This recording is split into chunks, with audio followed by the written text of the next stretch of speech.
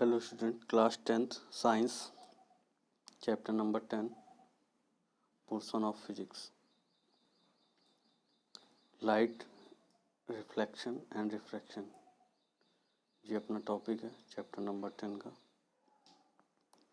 Reflection तो आपने पढ़ा ही है, मैं एक बार फिर से रिकॉल कर दूंगा और इस बुक पे भी फर्स्ट पेज पर इसको रिकॉल किया गया है, फर्स्ट और सेकंड पेज पे, तो मैं भी इसको रिकॉल करूंगा। We see a variety of objects in the world around us. However, we are unable to see anything in a dark room. On lighting up the room, things become visible. इस world में अपन जो कुछ भी देखते हैं वो possible हो पाता है लाइट की वजह से। डार्क रूम में हमें कुछ भी नहीं दिख रहा होता है। जैसे ही हम लाइटिंग करते हैं या लाइट ऑन करते हैं तो हमें जो थिंग्स हैं वो दिखने लगती हैं, विजुअल होने लगती हैं। व्हाट मीन्स थिंग्स विजुअल, उसका रीज़न आपको पता है। सनलाइट की वजह से हमें डे में दिख रहा होता है। और इस चैप्टर में अपन और मीडियम की बात करूँ तो 3 टाइप्स के मीडियम होते हैं। आपने लास्ट छोटी क्लासेस में स्टडी किया होगा। ओपेक ऑब्जेक्ट होता है which do not passes light through them, जो अपने से लाइट पास नहीं होने देता है वो ओपेक ऑब्जेक्ट होता है। एक ट्रांसपेरेंट ऑब्जेक्ट होता है जो लाइट को पास होने देता है, और एक ट्रांसलूसेंट ऑब्जेक्ट होता है इसमें पार्शियली सीन होता है, पार्शियली विजुलाइज होता है अदर साइड्स का। और इस चैप्टर में जो अपन पढ़ने वाले हैं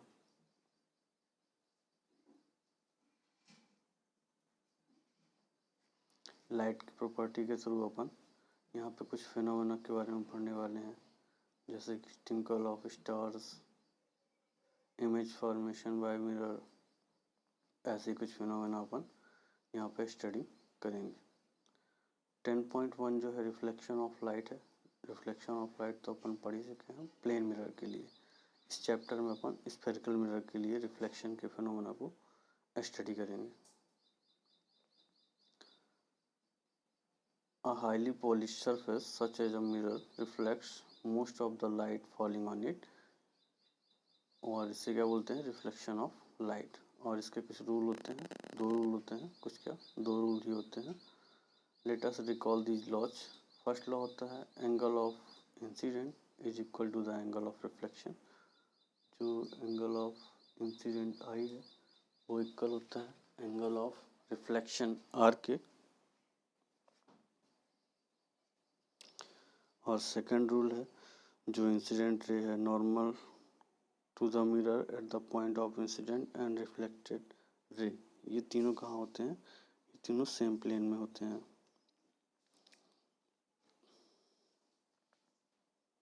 ठीक, जो पॉइंट होता है जहाँ पे इंटरसेक्ट करते हैं वहाँ पे इंसिडेंट रे और रिफ्लेक्टेड रे सब एक सेम प्लेन में होते हैं। ये तो आपको ऑलरेडी मालूम होगा, अपने लास्ट क्लासेस में स्टडी किया होगा।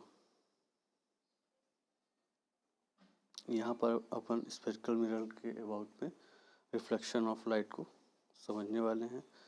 और रिफ्लेक्शन ऑफ लाइट में कर्व सरफेस होता है सच लाइक स्पून, स्पून की तरह। स्पून आपने देखा होगा।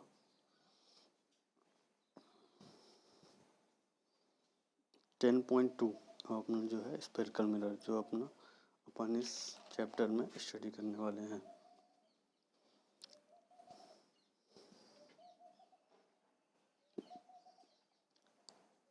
Spherical mirror. The reflecting surface of a spherical mirror may be curved inward or outward. जो रिफ्लेक्टिंग सरफेस है स्फेरिकल मिरर का वो इनवर्ड और आउटवर्ड हो सकता है। कर्व फॉर्म में होगा। A spherical mirror whose reflecting surface is curved inward. यहाँ पे टिक करिएगा, सेकेंड लाइन है a spherical mirror whose reflecting surface is curved inward, that is faces towards the center of sphere. मैं आपको बनाकर कुछ समझाने की कोशिश करता हूँ।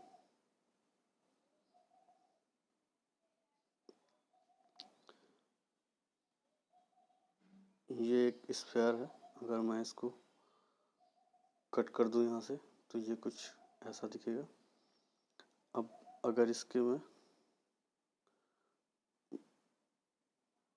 आउटर सरफेस पे पॉलिश कर दूँ तो इसका रिफ्लेक्टिंग सरफेस कैसा होगा, इनवर्ड होगा, मतलब अंदर की तरफ कर्व जो है वो इनवर्ड की तरफ बन रहा है ऐसे रिफ्लेक्टिंग सरफेस पे। और ये इसका सेंटर इधर है, मतलब सेंटर जो है इनर साइड में होगा, यहाँ कहीं पे, यहाँ पे। तो इसको अपन क्या कहेंगे,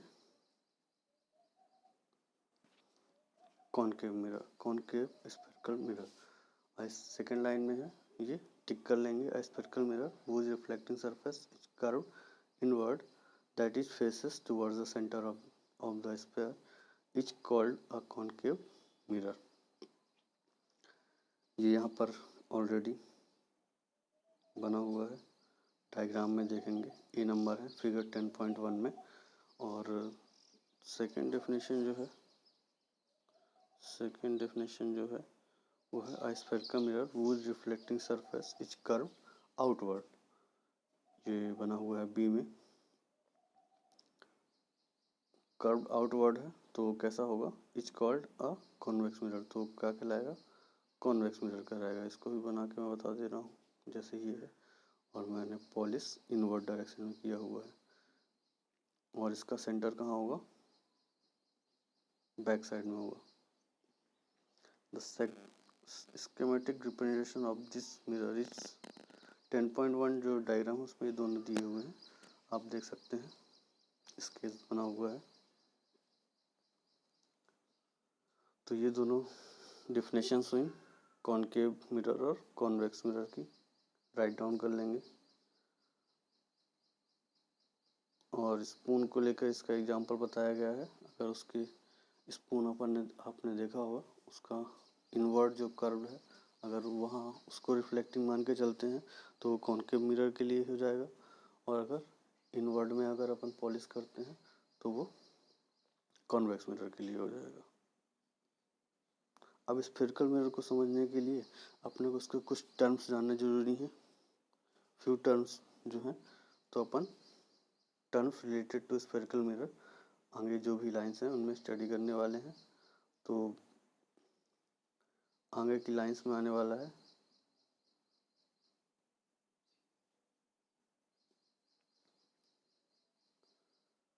नेक्स्ट वीडियो में, उसको कवर करते हैं अपन।